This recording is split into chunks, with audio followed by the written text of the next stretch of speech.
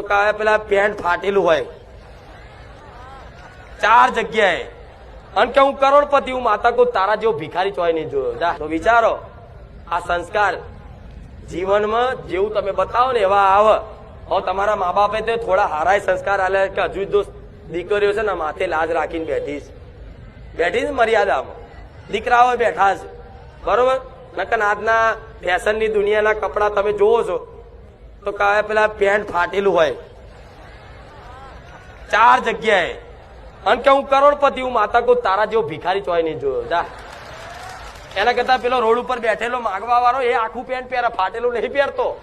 એ બાપડા ફાટી જાય ને તો એને શરમ આવે, બહાર ઉભેલા એને શરમ આવે. જો કદાચ બહાર ઉભેલો કોઈ એવો હોય ને ગરીબ દુર્બલ, તેનું પેન્ટ છે ફાટી ગયું હોય ને તો તરત એને 2 રૂપિયા 10 રૂપિયા કોકની જોડે માગીને સિલાઈ કરી આવે કે આરું આવું ના પહેરાય, શરમ આવે. અને આજે હાથે કરીને ફાડીને શરમ વગર ના થઈ ગયા માણસો. લો તો આ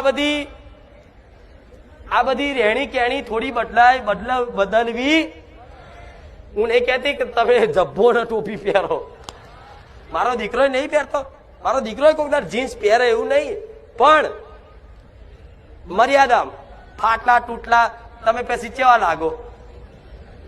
લાગો, હારા લાગો, જોકર જેવા લાગો. તમારી માતા